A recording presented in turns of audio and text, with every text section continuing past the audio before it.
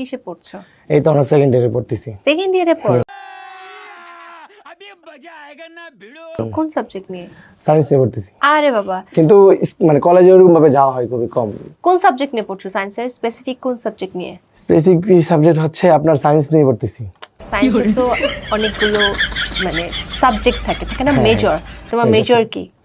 আর major এটা হচ্ছে আমি পরীক্ষার সময় পরীক্ষা দিই, তো এটা আসলে মানে বলা হয়